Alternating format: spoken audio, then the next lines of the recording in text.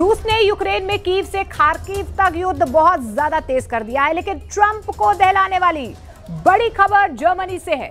Germany की खुफिया agency की नई रिपोर्ट में पुतिन ने नए वॉर प्लान के बारे में बताया है। रिपोर्ट में चौंकाने वाली बात यह है कि पुतिन क्राइमिया की तरह यूरोप के कई देशों पर कब्जा करने की तैयारी में है। पुतिन के इस मिशन में विक्टर को गेम चेंजर बताया जा रहा है।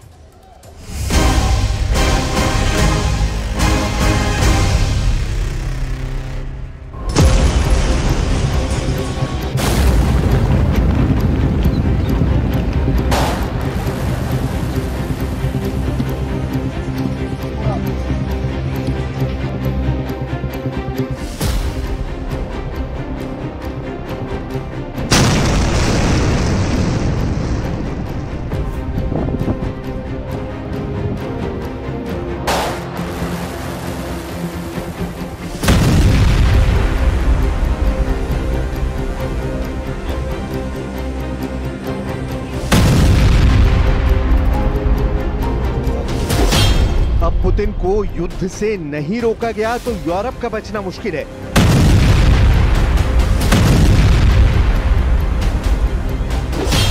अब पुतिन के हथियारों की काट तलाशी नहीं गई तो ब्रिटेन की बर्बादी तय है।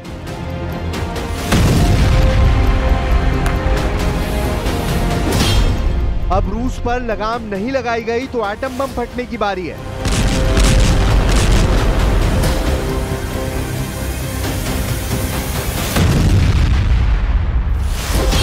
अब पुतिन नहीं रुके तो वर्ल्ड वॉर को कोई टाल नहीं पाएगा।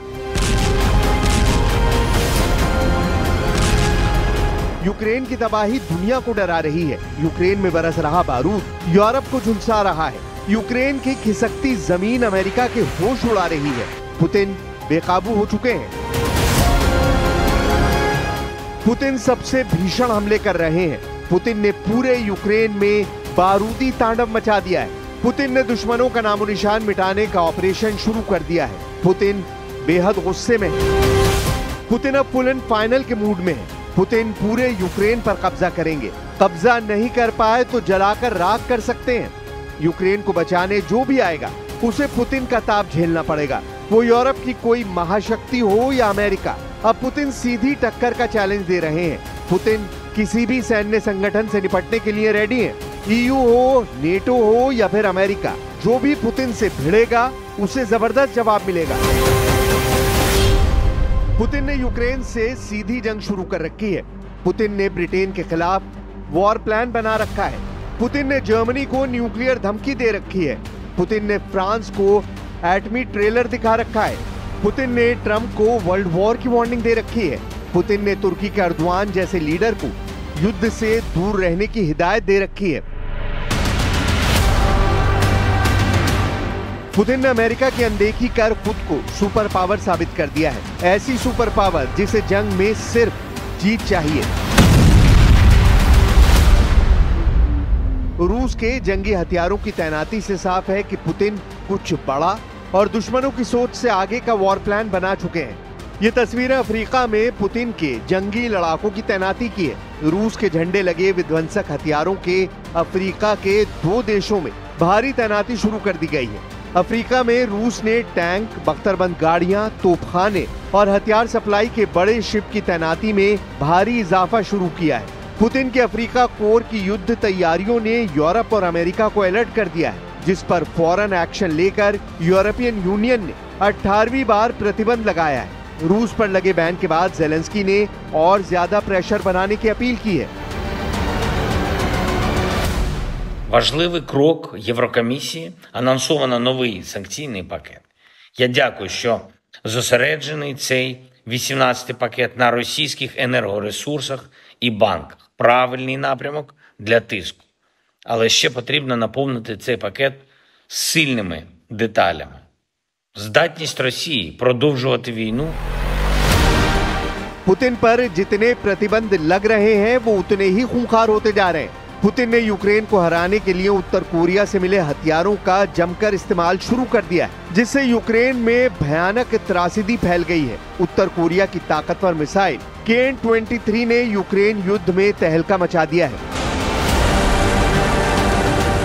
इस मिसाइल का ऐसा खौफ देखा गया कि खुद यूक्रेन फोर्सेस ने किम की मिसाइल को बेजोड़ बता दिया है।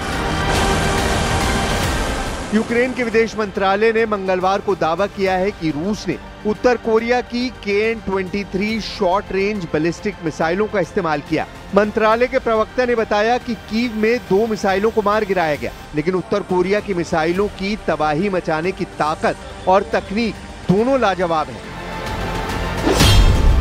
KN-23 उत्तर कोरिया की शॉर्ट रेंज बैलिस्टिक मिसाइल है, जिसे पहली बार मई 2019 में टेस्ट किया गया था। इसकी रेंज 690 किलोमीटर तक मानी जाती है।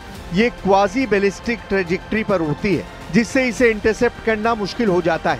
KN-23 मिसाइल की बनावट रूस की इस्कंदर M मिसाइल से काफी मिलती जुलती है।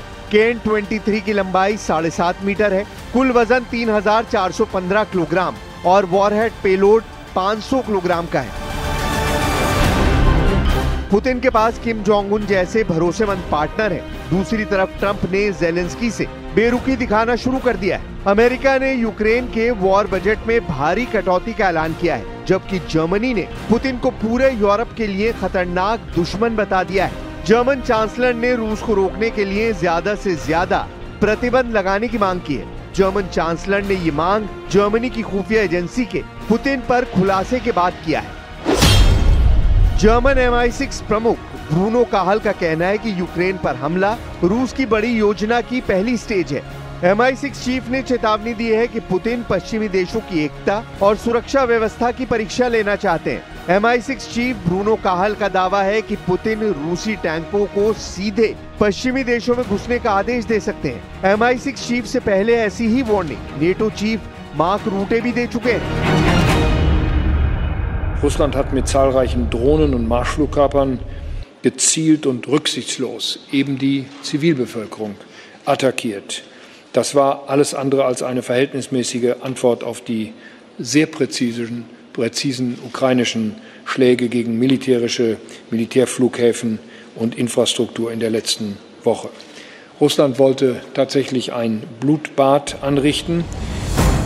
जर्मन खुफिया एजेंसी की रिपोर्ट के मुताबिक पुतिन लिटिल ग्रीन मैन रणनीति एक बार फिर से आजमा सकते हैं। जैसे 2014 में क्राइमिया पर कब्जा किया गया, ठीक वैसा ही प्लान है। तब बिना रूसी पहचान वाले सैनिकों को क्राइमिया में कब्जे के लिए भेजा गया। पश्चिमी देशों ने डर जताया है कि पुतिन पुरानी रणनीति से एस्टोनिया पर धावा बोल सकते हैं। इसके बाद सभी बाल्टिक देशों में यही रणनीति दोहराई जा सकती है। इससे पुतिन नेटो फोर्सेस की परीक्षा लेंगे। नेटो ने अगर पुतिन के प्लान के बीच में आने का जोखिम मोल लिया तो महायुद्ध शुरू होगा। पुतिन के वॉर प्लान के खुलासे के बाद जर्मनी ने सैन्य बल और जंगी हथियारों में इजाफे की जरूरत पर खुलकर बोलना शुरू कर दिया है। Wir gehen davon aus, das ist aber auch nur eine Daumengröße, um es klar zu sagen, dass wir rund 50.000 bis 60.000 Soldatinnen und Soldaten in den stehenden Streitkräften mehr brauchen als heute. Und gleichzeitig wird sich die Frage natürlich stellen, reicht der neue Wehrdienst aus über die nächsten Jahre? Wir gehen davon aus, dass synchron zum Aufwuchs der Kapazitäten, und ich kann es immer nur wiederholen, uns nützt eine Wehrpflicht jetzt gar nichts, weil wir die Kapazitäten weder in den Kasernen noch in der Ausbildung haben. मतलब ये कि America युद्ध से जितना दूर भाग रहा है, यूरोप के देश उतना ही पुतिन से टकराने के करीब पहुंच चुके हैं, क्योंकि यूरोपीय यूनियन और नेटो को पुतिन का पूरा प्लान पता चल चुका है। असल में पुतिन को पूरा यूक्रेन चाहिए।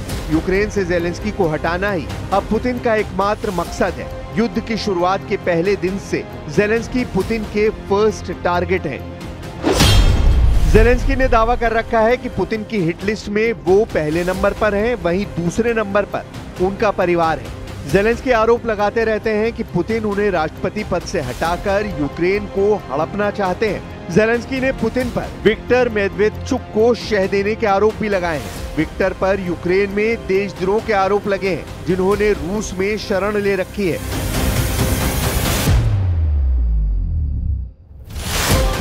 वहीं पुतिन युद्ध के लिए सिर्फ ज़ेलेंस्की को कसूरवार ठहराते हैं। रूस दावा करता है कि ज़ेलेंस्की की नेटो की सदस्यता हासिल करने की जिद ने युद्ध को भड़काया है। पुतिन बार बार यही दोहराते हैं कि नेटो रूस से जितनी दूरी बनाकर रखेगा उतना ही दुनिया फायदे में रहेगी। हालांकि दोनों तरफ से युद्ध सुलझाने की कोशिशें भी जारी हैं। इस्तांबुल में शांति वार्ता का अगला राउंड तय है, लेकिन अब तक हुई बातचीत बेनतीजा रही, ये भी सच है।